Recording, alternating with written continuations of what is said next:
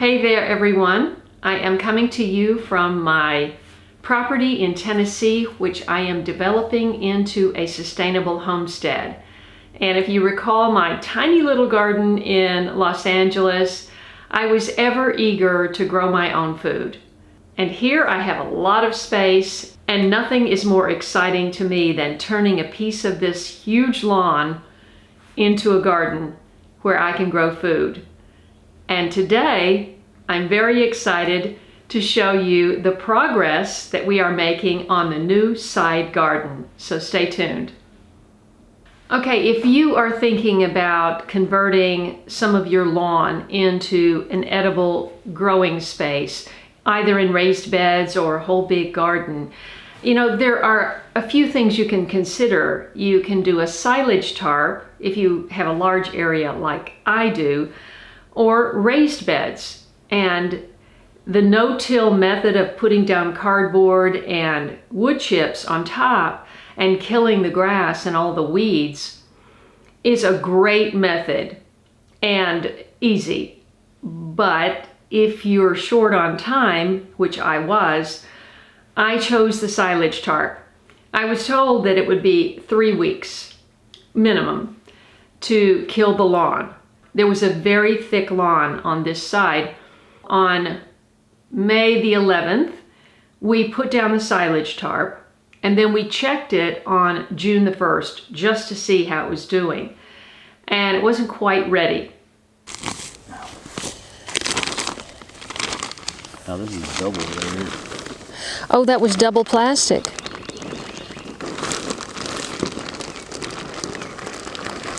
Isn't that interesting, the way it's sort of... I think this is just... That's where the water was laying on it, so it's putting more pressure. Yeah. Looks about the same though, doesn't it? No, it's getting there. So this needs at least 2 weeks. Yeah. Okay. But I mean, it's definitely getting there. But on June 17th, that was the day I decided to move forward.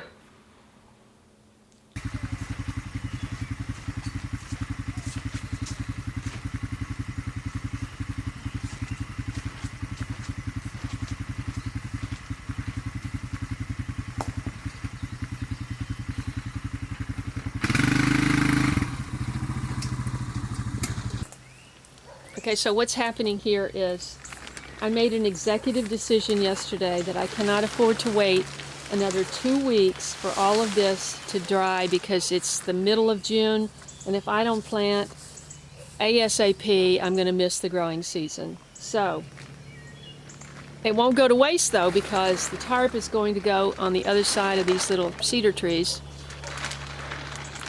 and we're going to kill all the poison ivy on the other side.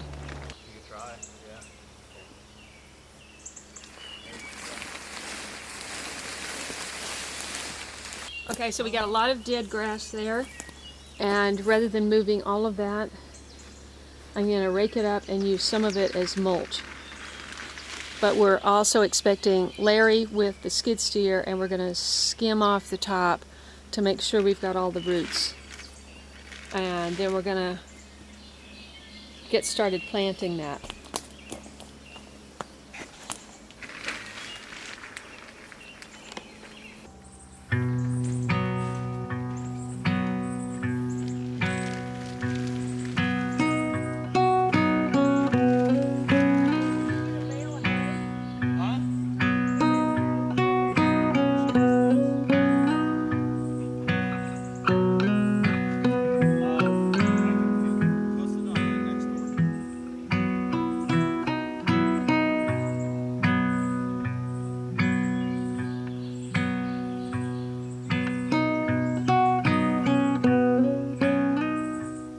There was a lot of dead long grass, and I started raking it, and Justin said this would be a lot easier with the yard rake attachment behind the four-wheeler, and I said great idea. So we gathered up all of the grass that we could with that method. Check it out.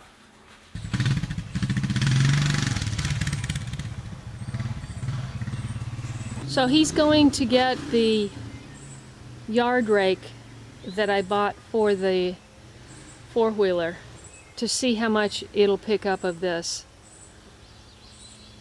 And we might just be able to use that as mulch.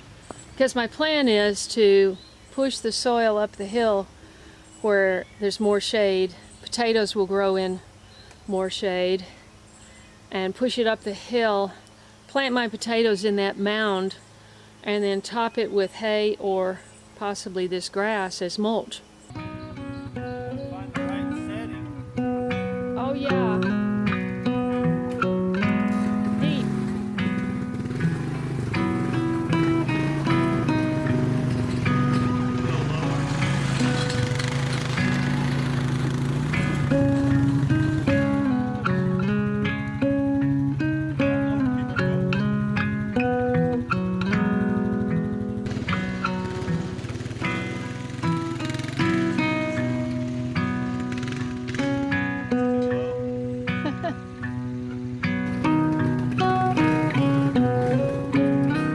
The wheels are turning.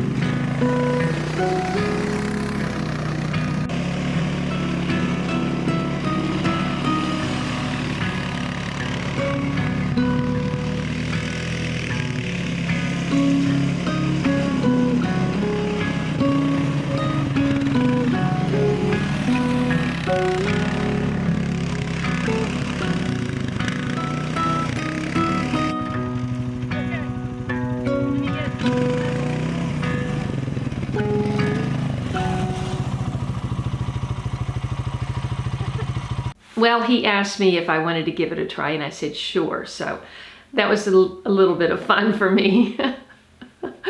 And so we balled up that grass and set it aside because I knew the next step would be Larry coming to scrape off the little bit of grass that wasn't quite finished, wasn't quite dead.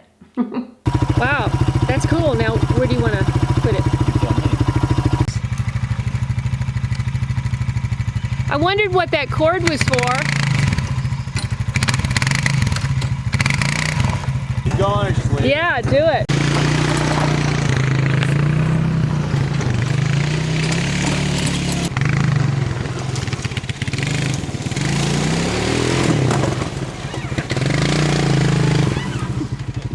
Gotta have a little fun, right? Yeah. Okay, a couple of observations this morning on our native wildlife.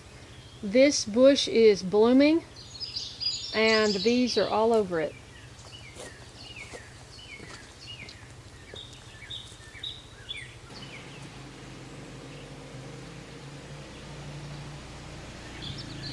Yeah, these are native bumblebees. If you see a little orange speck on the back legs, that's their pollen pack. You see that? I hope. So we did that about noon, and Larry came in the afternoon with his skid steer and scraped just the little bit of grass that wasn't quite finished dying off, scraped that up into a big pile, and I said, just make me a mound at the top of the garden. And that's where we planted potatoes. I mean, you're not going to get to see that because we didn't film that.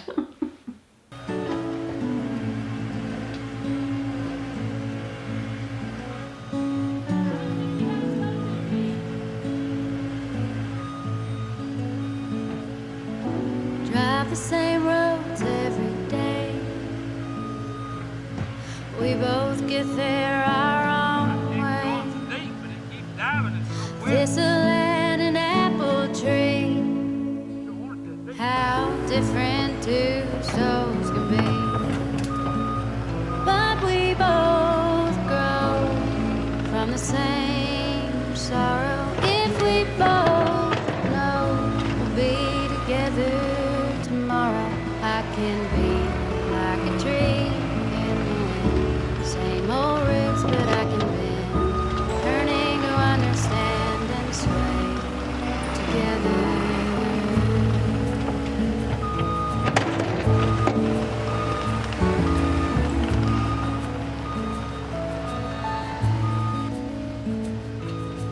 Now it's almost like a dance, rendering of stubbornness, and it just cuts us deeper through. The longer I'm away from you, yeah, we fight good, we make love better.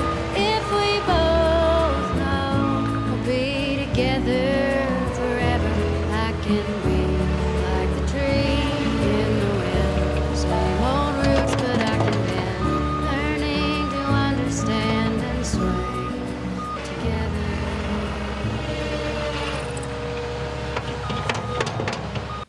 Larry scraped all of the dirt and got it kind of level. There is a downward slope on this garden. Not huge, not like my front yard, but there is a slope, and we're going to have to deal with that. So the next step was Justin's friend, who was working here for a couple of weeks. He tilled it. He just gave it a light tilling over the top. I didn't get any footage of that, but the next step was I got compost delivered. In the wind, same old roots, but we can bend, learning to understand and sway together That's 6 scoops. till the end.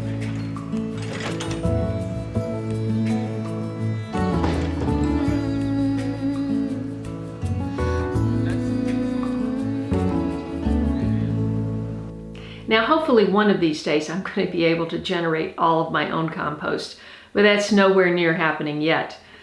And this is really good compost that I got from a local place. And the first plan of action for this garden space, which is approximately 32 by 42, is growing corn. I grew up in Tennessee, and corn, tomatoes, and watermelon were my favorite 3 things. And I can't come back to Tennessee, develop a big garden, and not grow corn. Corn is a heavy feeder, so I knew I was going to need compost because there's not a lot of organic matter in this soil. In part 2, you'll see that the corn was coming up after 4 days. That's when we built the bean trellis and started to plant out the garden.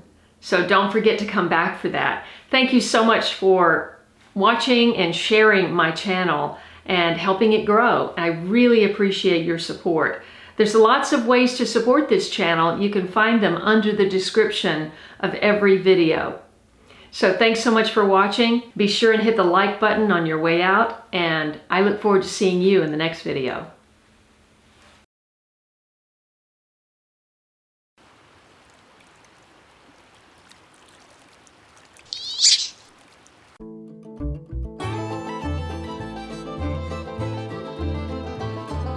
If you enjoyed this video, please watch these. And don't forget to follow me on Instagram, Facebook, and Twitter.